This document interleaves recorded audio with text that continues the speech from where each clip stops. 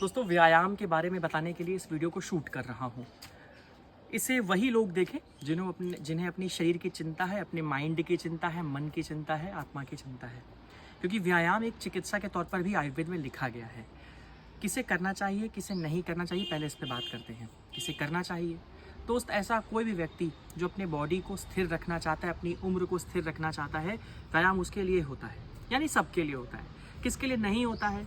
Health condition जिसकी poor हो, indigestion हो, अजीर्ण अवस्था हो, IBS हो, डायरिया लगा हो, कॉन्स्टिपेशन हो, ऐसी कंडीशन में मत करिए एक्सरसाइज। सूर्य नमस्कार स्टिल कर सकते हैं, पर heavy gym workouts strictly prohibited हैं। कमर की दिक्कत है आपको और किए पड़े हैं, रहने दीजिए, नहीं है। कब करना चाहिए? समय के हिसाब से। अगर गर्म ऋतुएं चल रही हैं, समर चल रहा है, स्ट्रिक्टली प्रोहिबिटेड है। अगर ठंड का समय है, यानी शरद के बाद का समय है, ये सितंबर के बाद का, अक्टूबर का, आने वाले 6 महीने आपके लिए हैं। बढ़िया से जिम करिए, अपने आप को शेप में रखिए। दिन में करना चाहिए या शाम को करना चाहिए?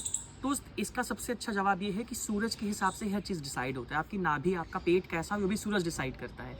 इसीलिए एक्सरसाइज कब करना चाहिए, ये भी सूर्य ही डिसाइड करता है। इसीलिए डे टाइम में चूज़ करिए एक्सरसाइज करना, प्रेफरेबली डे टाइम में। डे टाइम मतलब होता है जब सूर्य काल होता है 12 घंटे का, सूर्य उदय से सूर्यास्त के बीच में अपने टाइम के हिसाब से करना शुरू कीजिए।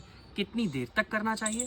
दोस्त, एक्सरसाइज, व्यायाम सिर्फ उतना करिए अर्ध बल हो, यानी अपनी क्षमता का आधा। जैसे आप खाना खाते हो, अपनी क्षमता से 80% ही खाते हो ना, एग्जैक्टली वैसा ही व्यायाम भी होता है, अपनी क्षमता से आधा करना चाहिए ताकि लंबे समय तक कर पाओ और बल बढ़ जाए।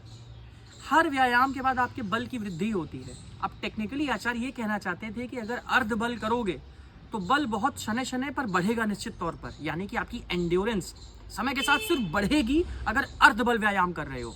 अगर अपनी क्षमता के बराबर व्यायाम कर रहे हो, बल वृद्धि नहीं होगी, स्थिरता आ जाएगी, जड़ता आ जाएगी। इसीलिए अर्ध बल व्यायाम कहा गया है। तब तक करिए जब तक माथे पे पसीना ना आ जाए।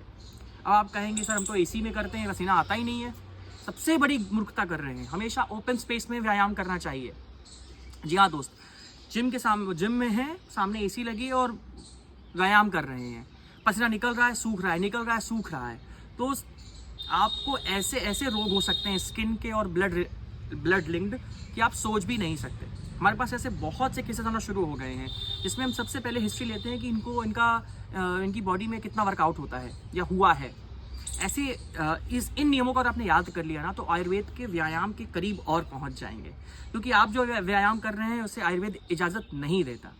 आप कितना व्यायाम कर सकते हैं, कब कर सकते हैं, इसका फैसला आपका डाइजेस्टिव ट्रैक्ट करता है, डाइजेस्टिव सिस्टम अग्नि करती है, और कोई नहीं करता। सही आयुर्वेद चुनिए अपने लिए, अपनों के लिए। आयुर्वेद सबसे पहले।